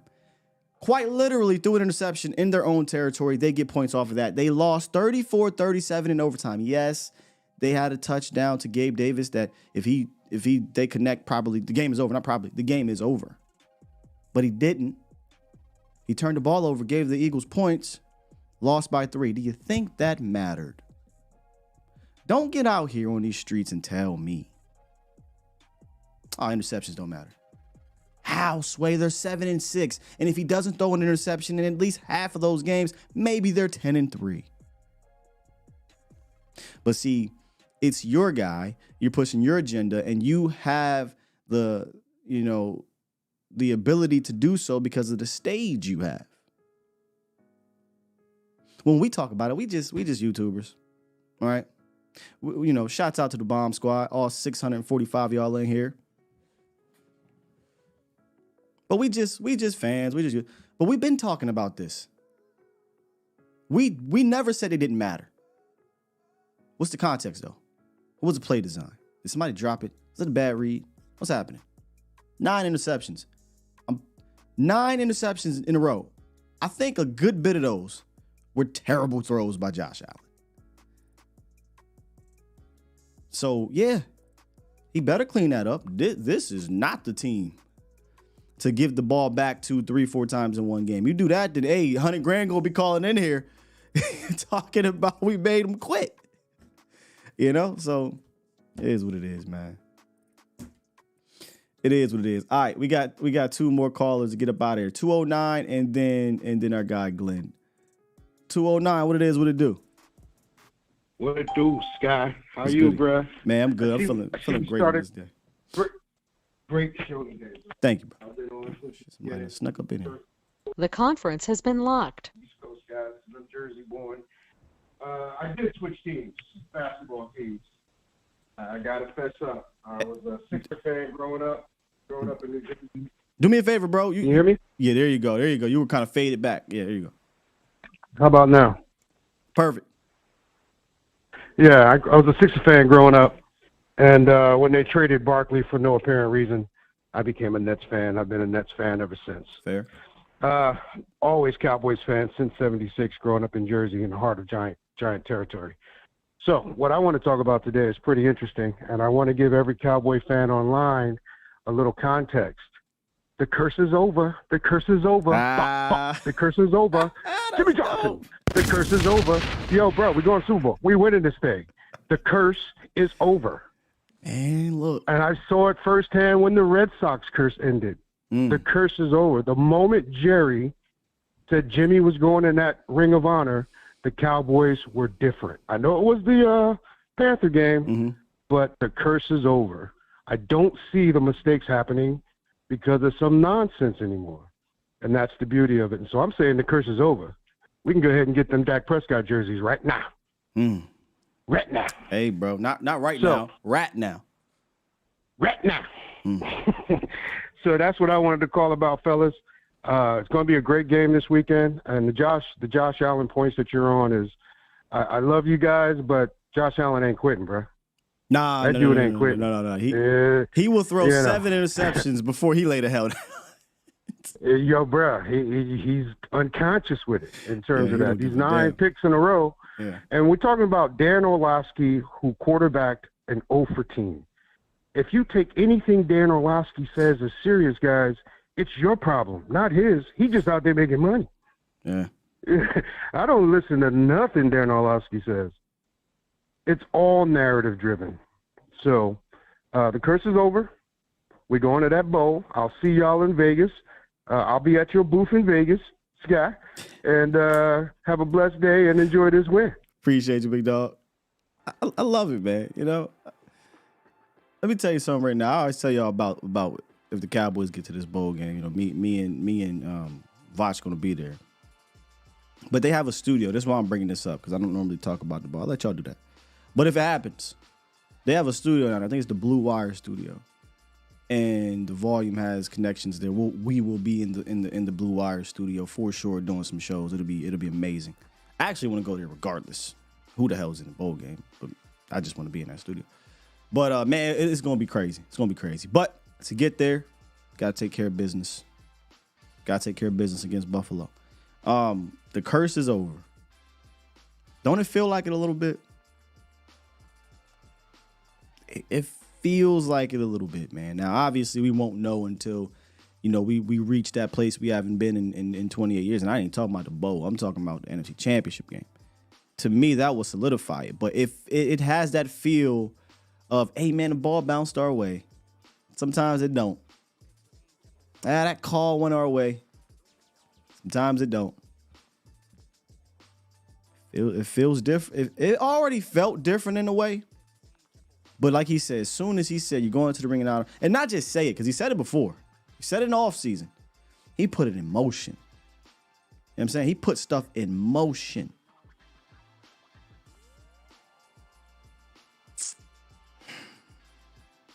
Voch, did you hear Voch? Bro, I don't think I'm going to be able to do a show if that happened, man. Like, we in overtime, so, you know, I don't really talk about it. But if I'm not going to be able to do it. Like, Zach, you just going to have to, like, Zach, look, bro. Send Mo on here in my place. I will not be able to come on here the next day if that happens. I'm just telling you right now. For one or two reasons. 518 snuck in here. We're going to end it with Glenn, though. 518, what it is, what it do? My man, you know I'm back. Hey, what I say last week, now everybody want to bring us being stitious. I said that last week, last Friday with you. I said this last week when I talked to you. Who this? Now, let me save your name so I can make sure I know what's good. So my name is Cam. I got a little YouTube channel called Cam's Cowboys Report, but I'm not on the level that y'all are on. Cam's Cowboys. I'm humble. I'm just glad to be here with y'all. Look, last week I said we was gonna put about 38 up on them, and we probably should have put about 60 on them. We should have put 50 on them, bro. I'm not gonna go there. Look, we got more pressing business, man. We standing on business this week with the Bills. I think I'm gonna put it like this. I think the game's gonna be closer, just for a couple of reasons. Really, you know, the Bills are kind of they're an oddly opportunistic defense from what I can see. Yeah. Like, you know what I mean? Like, yeah, they're third. Like, okay, like they're third in turnovers, so you ain't wrong. Like they're opportunistic for sure. Every time I sit down and watch them, it's like it looked like they should be getting like dogs, but then out of nowhere somebody would come up with like a sack fumble, or you know what I mean, a ball would get tipped and picked. But look, again, we gonna stand on business on our side. Look, I definitely will put this in motion. This game is going to. I think that this game is more important for our boy number 4 than last week's was. Because I think that he already knew. You know what? That's he was going to do to them. I feel you though. No. I absolutely feel you. Look, he been cooking the Eagles defense for like 4 years. So you're right. We knew he was going to cook them dudes. It's not. Yeah, Buffalo's a legitimately good defense, right? And this is on the road. Yeah. And like we said yesterday, I don't know if you watched the show yesterday, bro. But to me, I feel like this is a potential statement game on the road for the offense. Like, if the offense goes out here and they play some good ball, I don't need them to drop 40. I just need them to play some good, clean ball. That will say a lot to me moving forward more than anything, because there's still a high percentage chance you're going to go on the road to have to get to the Super Bowl. So you need to show that you can go on the road against a quality defense and play good, clean ball and come out with the victory. That's the most important thing. And come out with the victory. I would take a comfortable. I would take a comfortable 27-24 victory. Oh yeah. But and what I mean by that is like we take care of our we take care of our business every quarter, because I don't expect us to boat race these guys, but I think we're going to be in some positions where it's like I really only want to settle for like one field goal this week. Does that make sense? Like one or two. And the other ones we need to punch them in. It makes sense, man. I'm gonna tell you why, man. If this thing does get rainy and windy, you don't want to be out there kicking a bunch of field goals. Mm-hmm. You know, gotta be able to punch it in. Exactly. This could be a game once the Cowboys get down to that red zone area. We gonna need big body Dak, you know, because we know damn well Josh Allen, they get down there in that red zone, he gonna try to run it in. We might need big body Dak because it might be rainy and windy, and you don't really want to throw the ball all over the field in that sense. Yeah, man, and I'm from upstate New York. Now, I'm not from Western New York, but I'm from upstate New York, like by the mountains. Let me tell you something, man. Like the weather can change in a second. That's what I hear. That's what I hear, bro. And then Lake Erie over there is no joke. Like this would be, you know what would make my heart sing right now. I'm telling you right now, and book this one. I got Tony Pollard at least. I got him at going over 85 yards. I got him going over 85. I just do. I have a feeling that we're going to have to utilize our run game more, and I think that we're going to. I think that this is going to be a game where Tony pops. It's just something. No, look, Cam. You're on to something, in my opinion. Even if it ain't TP, right? Even if it's TP and Rico combined, I think those guys can have an efficient day on the ground. Because I look at them, I look at their front seven. I see a solid to really good pass rushing team, but I see dudes that can be moved in the pass in the run game, and their linebackers are like Dotson. I think Dotson's a good linebacker, but this isn't Fred Warner and Dre Greenlaw, you know. And we're finding a rhythm between TP and Rico, so I could definitely see this run game being efficient. And look, if it becomes, excuse me, real quick, if it becomes a rainy, windy game, then the whole rain plan comes out, and maybe this looks like it looked in week one in the sense of the rain plan, the rain plan. That's what I remember. Listen, that is.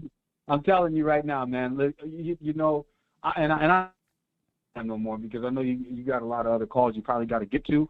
But my God, like, is that not next level planning? Yeah. Like they hate on Mike McCarthy so much in the media, and now they want, you know what I mean, and now they kinda trying to give him his flowers. Now we good. Barely. Like you know what I mean? Like barely, Cam. I mean, look. We the ones having to try to give him his flowers because you know they want to talk about Dak now, right? That's what they really trying to do. They trying to backtrack on Dak, but then they're giving backhanded compliments. But Mike absolutely needs to get some, because we was on his neck, rightfully so, from a play caller standpoint. One thing I never came at Mike about was his ability to change the culture or his ability to be a leader. I think he's 100% a fantastic leader of men. He knows how to operate and lead an organization, right? Plan, take care of his players, you know, hold them accountable, but also be a player's coach. I don't think that's even a question. Anybody that's ever played for him, not named Aaron Rodgers, has nothing but fantastic things to say about Mike McCarthy. And same thing for the Cowboys. You know, even players that aren't there anymore have said nothing but great things about him. He just needed to do it his way by calling the plays, and I wish we were in year 4 of it, but it is what it is. You want to one last thing. You want to know what it is too, man. I feel like they look at Mike McCarthy. They don't like how he looked. You know what I mean? Like it's just still like that. It's like he's a little overweight. You know what I mean? Like he gets a podium, you know, just like anything. Hey man, look, but they don't like that. Exactly, but listen, respect to A to Z Sports, man. I love that. I keep watching y'all. Y'all are giving me, you know what I mean. And I'm not saying taking ideas, but I called Bosch the other day and I got hung up on because his line was too busy. But I'm so glad I got to get in contact with y'all. I'm gonna keep on calling in, keep on trying to give my little input, and then maybe one of these days I'll share a video with y'all and take a little critiquing or something like that, man. Sure, man. I appreciate y'all. DC for life, baby. Yes, sir. Y'all keep staying tuned, A to Z Sports. Listen to my man Vox Lombardi in the afternoons, and my little baby girl at the bathroom. I'm hiding from her, so I gotta open the door. I'm gonna holler at y'all, man. Go take care of business. Appreciate you. Go take care of business, man. Yeah, they don't like how Mike look, man. They don't like him sweating out that grease. See, looks can be deceiving. Mike a football guy. He a yinzer. He comes straight from football. You know? Just like anything. Mike wants to win. First thing he said when he came here, I made a little highlight thing when I was making videos all crazy. He said, everything we do is about winning. See, that hits different to me.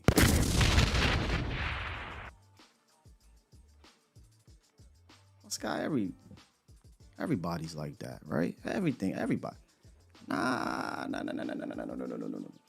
See, Mike came from Green Bay where there was no glitz, wasn't no glamour.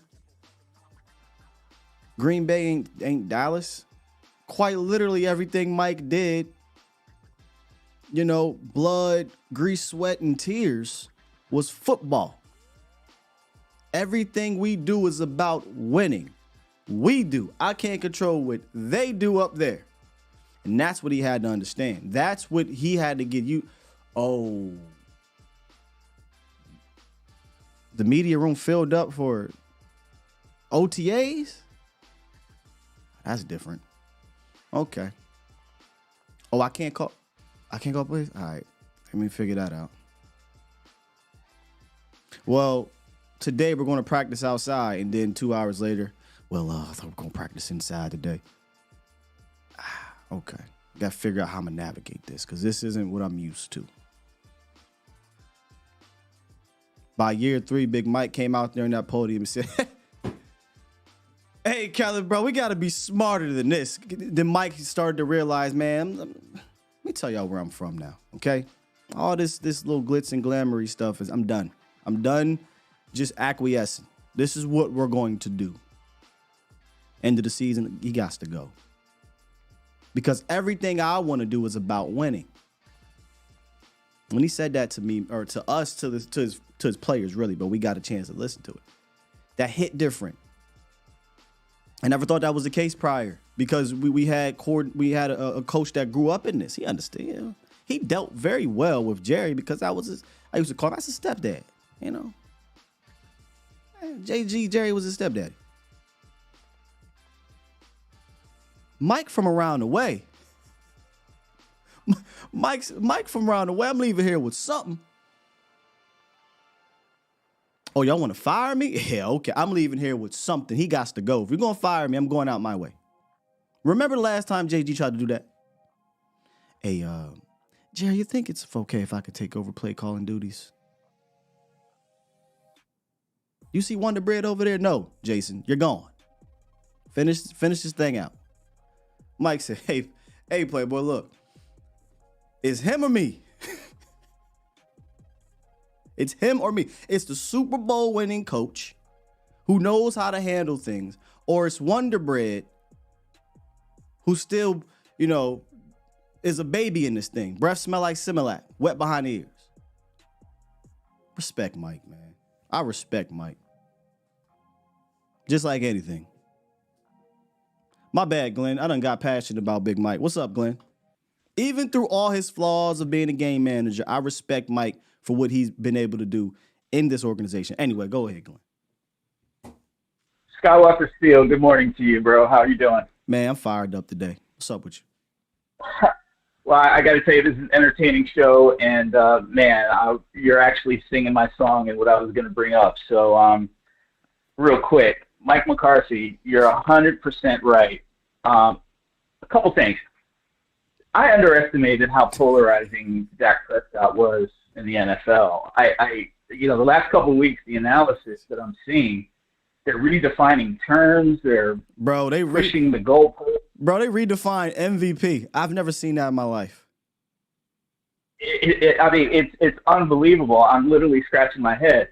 And I get it. I don't want to put you in a tough spot, but, sure. I saw Colin Cowherd's opinion regarding Dak Prescott being a game manager, and I believe it was a lot more respectful than what Cam had to offer. But here's where I disagree with him. I think Colin is conflating the term game manager and team manager, because Dak is a great manager. I would 100% agree with that, and that's a skill that you either have it or you don't.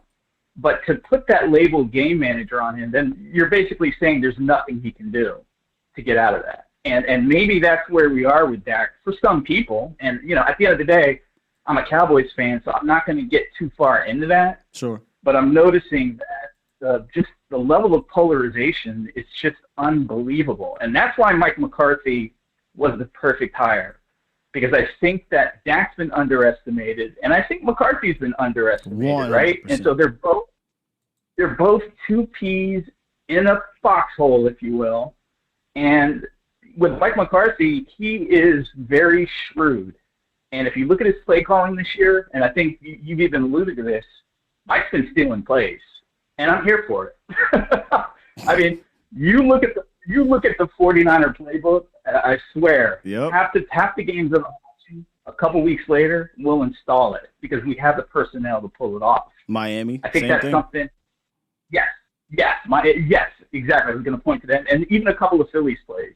But my thing is this: if you're a coach in today's NFL, and I told Law Nation this, if you're not stealing plays, I don't think you're doing your job. Facts. You have to steal plays. Absolutely. You absolutely have to.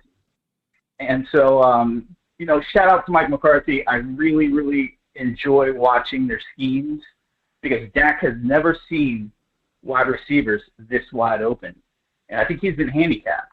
I don't know what your thoughts are on that. Yeah. We've been discussing that for a while, man. We've believed, or I believe, Dak was the one carrying Kellen, and I think it was extremely obvious, but there was a group of people out there that had it the other way around.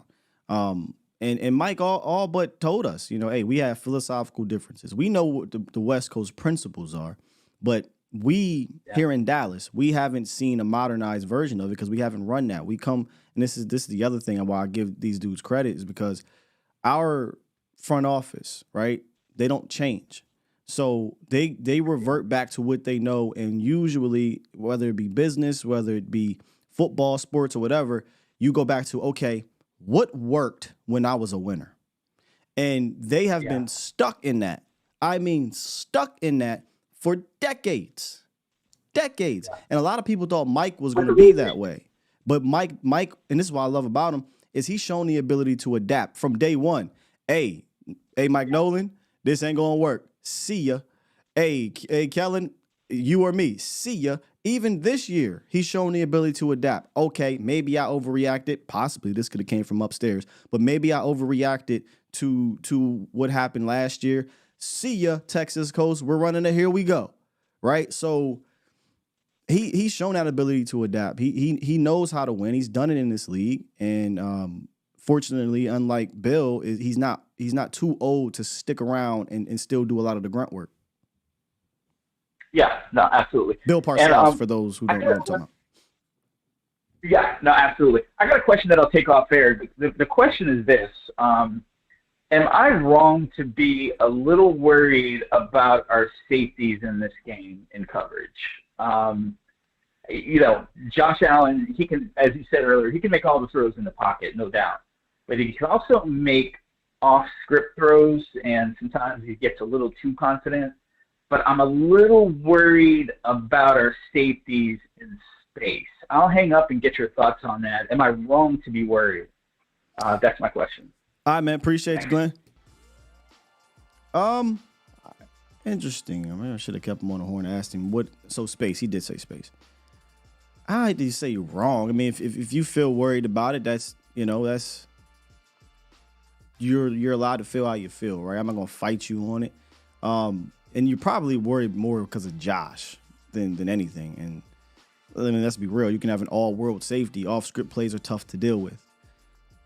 I'm not worried. I'm worried in the sense of if Malik can't play, that sucks. You lose some depth. I love Wanye Thomas. I think he can go out there and be fantastic. But again, this could be a game where, having that veteran presence could be nice. You know, you're dealing with a veteran like Diggs. You're dealing with a veteran like Josh, Gabe Davis, these guys. So it wouldn't be bad to have a veteran out there. And I think Malik has been your best safety because he's done his job more consistently at a higher level than the other guys. Has he been a world beater? No. But he's done his job, I think, consistently. And a lot of times when you're just watching broadcasts, you're like, oh, where's Malik? Sometimes he'll make a play here or there. But when you watch the film, you're like, oh, if he hadn't been there, or if he hadn't cut this window off, or if he didn't get looked off by the quarterback, could have been a different story. I'm not, yesterday I talked about this on Foots' show. I actually don't mind Curse on Kincaid in this game because the way Kincaid is used is not the way that, a Goddard has been used in the past or whatnot.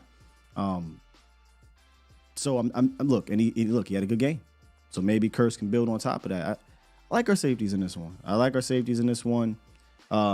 Definitely Dono, right? Because if Dono plays kind of that spy role, if they're moving Dono forward, he blitzed a few times in the last game. I love Donovan Wilson blitzing Josh Allen. I love Donovan Wilson kind of playing that robber/spy role, and he's got the athleticism and the craziness in his head to lay a hit on Josh Allen. So I like our safeties in this game. I do. And maybe that's because I'm not afraid of their weapons consistently. No matter if you got an all-pro, Josh scrambles around. Hey, man, it's going to be tough. It's going to be tough. But on script, I like our safeties in this game. And they can go out there and give up some plays. It happens. But Friday right now, no, I'm not worried about that group. If I was worried about anything about a group, again, it for me, and this is kind of consistent, it'd be the backers. And Clark is playing well, and Bell is playing well, right? But they could potentially be tested a little bit more in this game because you don't got Hank up there to keep you as clean. And Hank wasn't just keeping you clean. What I've been saying since Brent Urban was here. Yeah, I want you to cause some congestion and some traffic up there, but I also want you to be the reason why it's happening, right? I want you to get in that backfield and make a guy have to reroute. Hank been doing that at a high level, and he's just he's so good at it. If you go back and look at the offseason, Hank said something. He said, Mozzie, he's stronger than everybody on this damn team. He said, but see, with me, he just has to learn how to use his strength on the field. He's stronger in the weight room. I'm stronger on the field because I know how to get leverage. I know how to, wall off a defender, use my one hand, get up in his chest and lift him and play peekaboo, right? We peeking and we shedding and I'm getting upfield and I'm going. He just understands the game better than Mozzie right now. Mozzie is all physical. He's young. He has to understand the game. He's not quite ready, I don't think, to take over the Hankins role all the way. That position you normally don't right away. But he's going to be asked to do some of that. Carl Davis is going to get called up. Neville Gallimore is going to have to step up. Ghost and Osa, obviously. I love Osa's matchup. But I thought Hankins would have been key in this game because they're going to give the ball to James Cook. We talked about it. They're going to give James Cook the rock, Latavius Murray up the middle of the field. So if the linebackers aren't clean or you got some Joe Brady doing pre-snap stuff and your eyes are getting all funny, that's the unit I'm more worried about per se than the safety group as we speak right now, 12-15 at 10:30. That makes sense. All right. Great show, man. Great show. Let's get to some super chats. I don't know if my bro Vach is in the building, but if y'all don't know, he got the Salt and Pepper Lounge popping off this morning. I think it's this morning or today for sure. If you don't know what the Salt and Pepper Lounge is, do yourself a favor. Go check it out. Super chat. Oh, we got a bunch today. All right, here we go.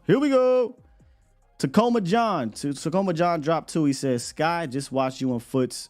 Great show. Thank you, Tacoma John. I got to do that more often with Foots, man. It's so crazy. That was my first time on Foots' show. I didn't realize that because he's always here. Every offseason, it's a whole segment every week, it seems like, of me and Foots talking draft. So I just always assumed I was on his show. Apparently not. Be on there more, though. Have fun. Super chat. Smoke one for you. Shouts out to you. He dropped 2. He said, Sky, I love how they're doubting us still. Wow. Yeah, what are we now? 3-point under. What's the spread now? Is it still 2.5? 10-3 team going on the road against a 7-6 team, and we're underdogs. You love to see it. You love to see it. Super chat. Miss Princess dropped 5. She said, what do you feel is the reason for Dak's dropping INT, scheme or coaching? FUPA in full effect. Surgery went well. Stay humble. That's right. You did get surgery. I'm glad the surgery went well, Miss Princess. The drop in Dak's interceptions is him. But look, okay, I'll give you a cleaner answer. Yes, scheme is 100% help. Coach is 100% help. But I think there was a ridiculous overreaction to it last year. Throughout his career, he has not been an interception guy. And that dude on that show where they speak about things, he posed this question. Well, what happens if he goes back to, being the Dak, he's throwing interceptions? No, he hasn't. Dak has never been an interception guy. Y'all lazy. I don't know what y'all talking about. So I just think it was an anomaly. Like we talked about all offseason. That was an anomaly of a year. That's what it is. Jose Garcia. Super chat. Drop 5. Appreciate you. Said, hey, Sky, you see the video of X? See the video on X of Jalen practicing on falling on the ball? Oh, yeah. Jalen practicing on falling on the ball. Man, we beat them back to basics. Facts. So, yeah, they got, I don't got a stick here, but they, all the fumbles. They got these guys falling and hitting them with a stick, and they ain't even really hitting them with the stick. They just kind of like,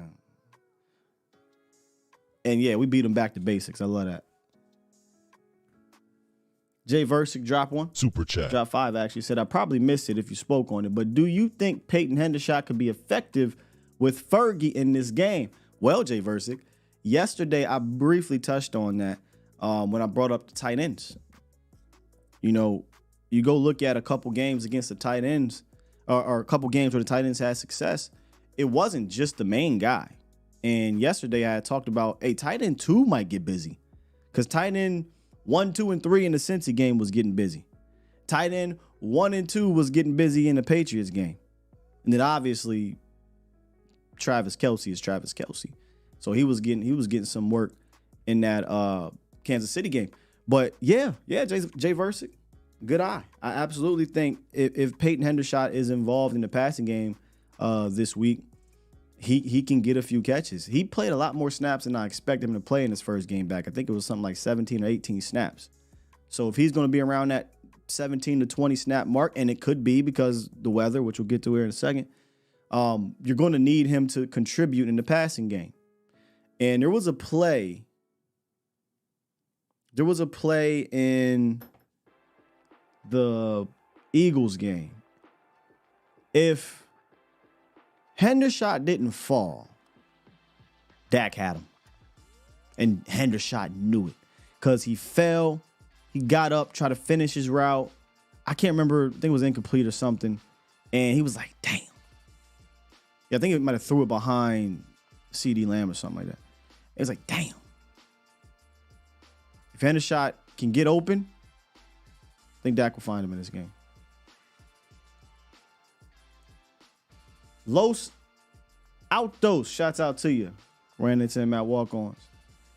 $5 super chat said, this towards bail for when we go to Vegas. Turn up.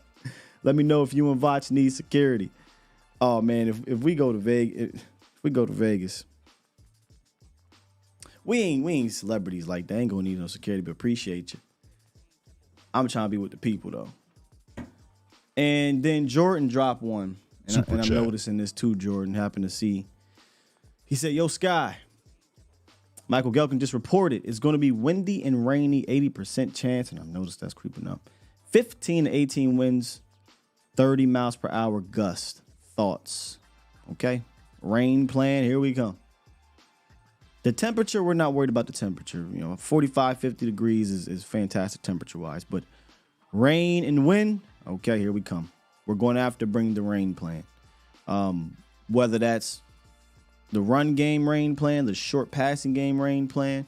We've seen the tight ends, doing the whole dip the hands in the bucket type of situation. But Dallas was met with the monsoon week 1, and they had a rain plan. So I'm putting my confidence in our coaches to have a rain plan ready to go. I'm confident in that. But the rain plan is ready to go. Let me do one more.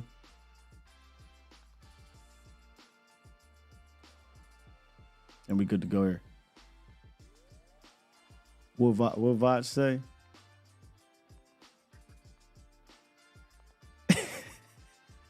Hey, Lee, he do. Lee said, bro, Mike got that Pittsburgh Pamini Brothers pastrami with no Wonder Bread. So is the Pamini Brothers, is that only in PA? And let me tell you something about security, though. Is that what y'all talking about with Vach? There it is. Vach is security. Y'all think I'm playing. I rolled up in at the Star. I rolled up in the Omni. Noah at the Omni.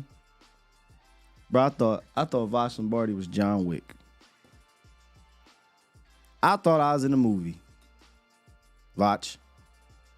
My man had a 6-foot suitcase thing with the straps. Hey, dog, who hired you? Who you trying to take out? Because you got a nice view. What's going on here? We are in Dallas. I am a conspiracy theorist.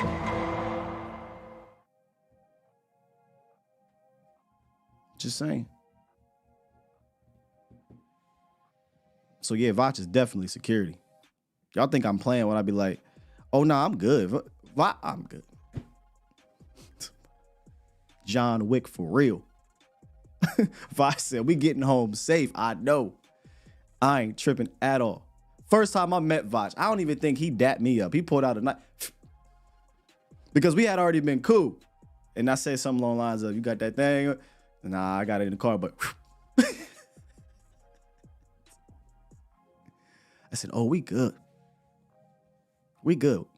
But yeah, we got next time you come though, because I think we were supposed to go to the range. I think that's why, might have brought that down there. We gotta get back to the range, man. Gotta get back to the range. The Black Rambo is crazy. FRK 180. Appreciate you, man. He dropped Super Chat. 5 on the way out. Dope show as always, Sky. Going to the game. Going to sit right behind the bench. Go Cowboys. Hey, I'm going to tell you like I tell everybody. Be loud. Be proud. I know it's tough in Buffalo, but it is what it is. Be loud. Be proud. Let's make sure we get up on them like 100 grand says so we can take the crowd out the game and we can be loud and be proud. Vach, bro. Call an ambulance for you. All right, man. What a show. Fun show. And the fun's not going to end, okay? Because my bro is about to go live sometime today. The Salt and Pepper Lounge. If you don't know what that is, just go. It's a vibe. I'll be in there a little bit today as well. As I wrap up, it's our Friday. So we chilling on the Friday. Gonna have a good time. Hit the like button on the way out. If you are new here, I said it earlier because we was cutting up. If you're new here, and you left early, you missed a good show. You got a chance to see how we really get down. But it's, man, look, I promise you, if you're a Cowboy fan, you want to be a part of this thing because it's only going to grow. It's only going to keep growing. And like I said, make sure I check out Vach's Salt and Pepper Lounge a little bit later. Mo will not be on tonight. Obviously, it is Friday, so he'll have his day off. But he will be back Sunday as well as me. I'll be back Sunday with Jesse Holly. Do I have my? Not that one. But we will be at walk-ons. I want the same energy as last week, but I understand this is the Bills, not the Eagles, so the Eagle fans probably won't be there. So I need my Cowboy fans to come through and step it up and be a part of this thing. All right? With that said, there's the link. Make sure y'all head on over there to the Salt and Pepper Lounge. And look, I'm going to press this button. Push the goddamn button. Push the goddamn button. But we going out of here with a different style today. Hey, Vach, we don't give a damn about that copyright today, bro. This is how we do it. Go up. Friday. This is how we do it. La, la, la, la, la. La, la, la, la. This Love y'all. We out of here. Peace. This is how we do it. It's Friday night, and I feel alright. The party's here on the west side, so I reach for my 40 and I turn it up. Designated driver, take the keys to my truck. Hit the shore cause I'm faded. Honey's in the streets, say money, yo, we made it. It feels so good in my hood tonight. The summertime skirts and the guys ain't canine. All the gangbangers forgot about the drive-by. You gotta get your groove on before you go get paid. So tip up your cup and throw your hands up and let me hit a party. Say, I'm kinda buzzed and it's all because this is how we do it. South Central does it like nobody does. This is how we do it. To all my neighbors, you got much flavor. This is how we do it. Let's flip the track with the old school back. This is how we do it. This is how we do it. All hands are in the air and wave on from here to there. If you're an OG Mac or a wannabe player, you see the hood's been good to me ever since I was a lowercase G. But now I'm a big G. The girls see I got the money, $100 bills, y'all. If you were from where I'm from, then you would know that I gotta get mine in a big black truck. You can get yours